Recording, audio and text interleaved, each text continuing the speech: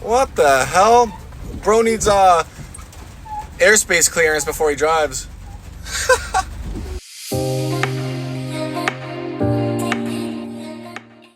What's going on, family? This is Aaron Goulet again. So I just left Home Depot. I'm excited to show you guys episode 2 that we have of this construction series.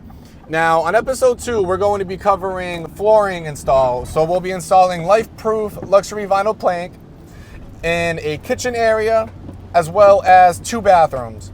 So this episode is going to be a little different from the first because we're going to be doing more prep work than we did in the first episode of the floor. So what I mean by that is if you go towards the exterior door, it slopes towards the door. So we need to make sure that we do our prep work proper so that way the floor that we install is going to last as long as possible. So I picked up a couple bags of self-leveling underlayment, and we have to demo the tile in the downstairs before we install this new luxury vinyl plank. I'm excited to show you guys, so let's get right into it. All right, guys, take a look at the kitchen in the basement. So we have to do a little bit of prep work here. This is where that doorway was that I was telling you. We have to put the self-leveler there so it's flat, and then we'll be laying the life-proof luxury vinyl plank after.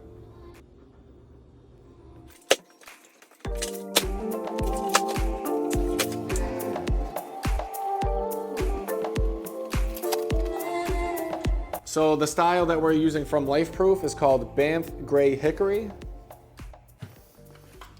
So as you can see, it's real flush on this side, and the gap starts to show there.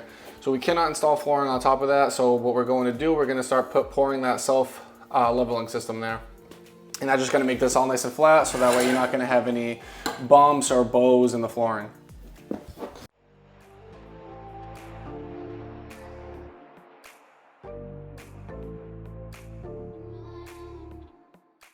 All right, guys, so we are getting this flooring down. So I did the hard part. I basically did the first few rows. Remember, you always want to start straight. So this floor was straight before. So basically, I'm going and keeping the same width with the old tiles, the old linoleum. So I'm using that as my gauge to make sure I'm staying straight, because you want to make sure you start correct. That way you can finish correct. So over here, where that dip was before, this was like an inch down. So the board naturally wants to stay straight. So if you didn't do the prep work, you would walk in and the board would flex and you'd have a bouncy floor. So we want to prevent that. So now when you walk on it, now it's nice and solid. You have good contact with the ground, so you're not going to have any bouncy spots. So the hard part was done. Now we're basically just going to be creating a system here. We'll be flying, and then we'll get this flooring done today. And then we'll work on start doing the trim work around the edges, because you want to make sure you're leaving like an expansion gap. So even like over here, you can see this. So I'm leaving a little bit of an expansion gap, and then I'm going to cover that with like a quarter round, because with heat, the flooring is going to expand, and then with the freezing, it's going to contract. So you want to make sure that you're leaving plenty of room. If you don't, it's going to expand and then want to bubble up. Or sometimes these boards here, if it has no room to spread out, they will start to almost pop up at these joints. So everything's looking good so far. Stay tuned.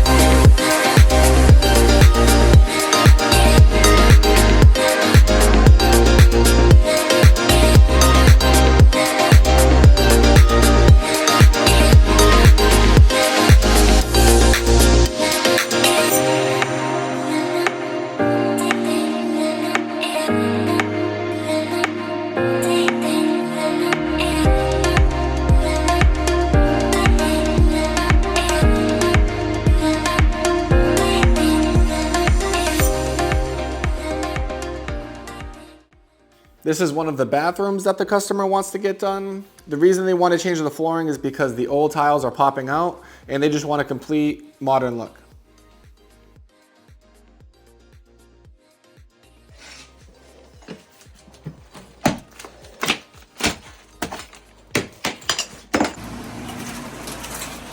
Alright guys, check this out. So when we actually pulled the tile up yesterday, the tile was actually on Luan, which was actually on linoleum. So we had multiple layers of flooring here.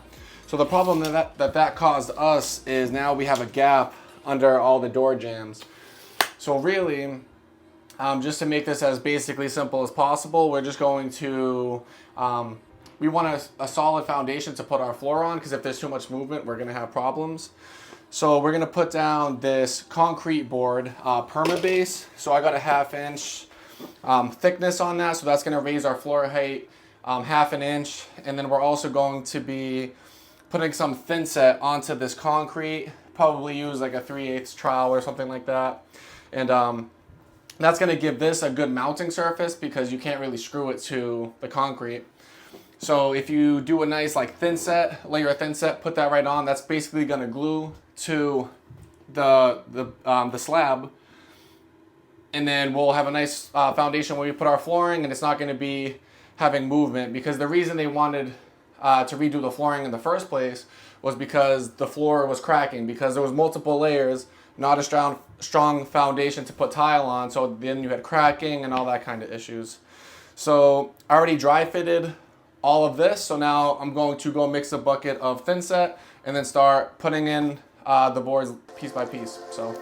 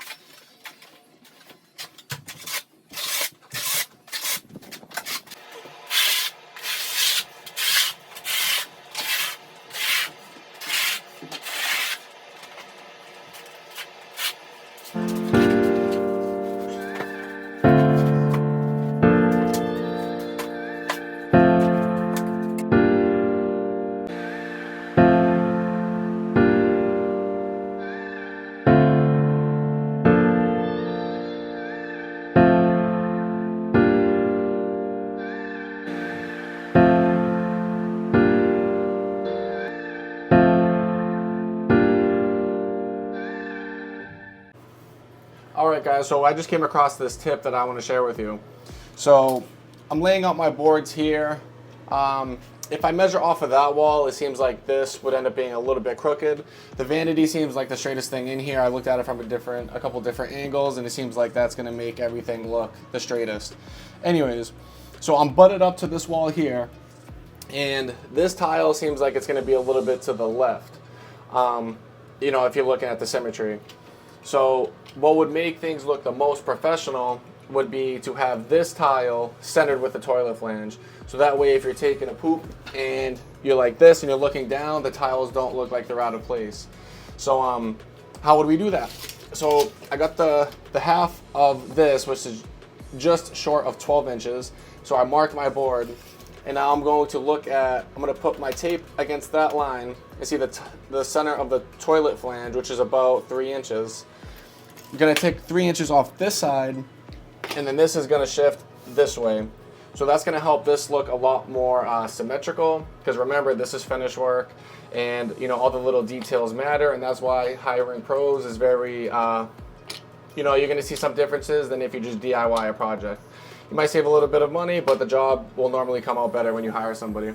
But you'll see at the end how all these little details tend to make for a much better product.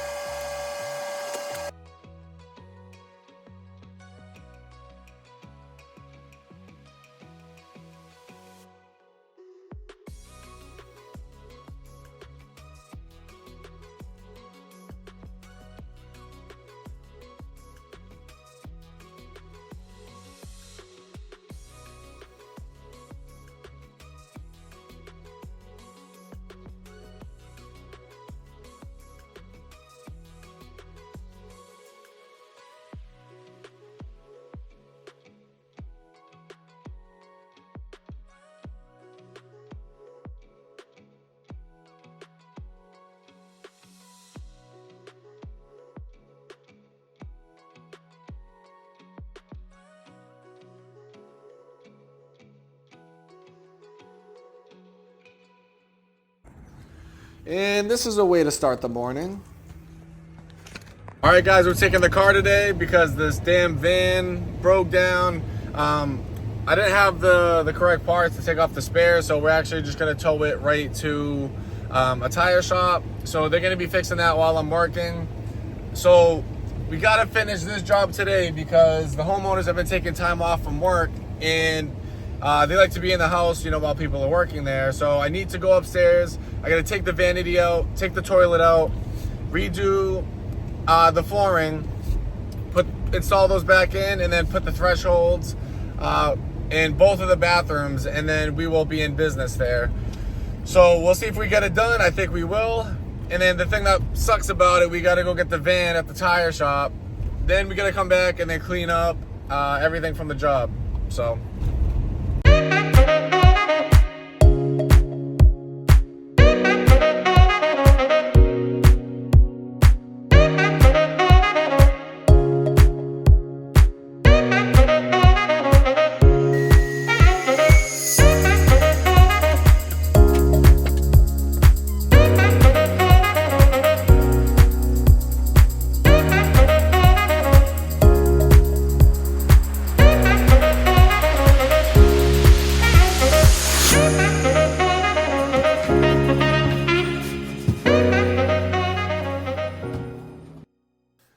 All right, so check out this idea that I had. I decided to pick up a piece of white marble and notch out the front. And what that's gonna do, that's gonna sit on the floating floor in the bathroom. And because we installed basically fake tile, by installing this piece, I'm trying to give the impression that the whole bathroom is legit tile. So that's gonna sit on top of the floor. It can still move, and then we'll glue it to the hardwood floor in the hallway.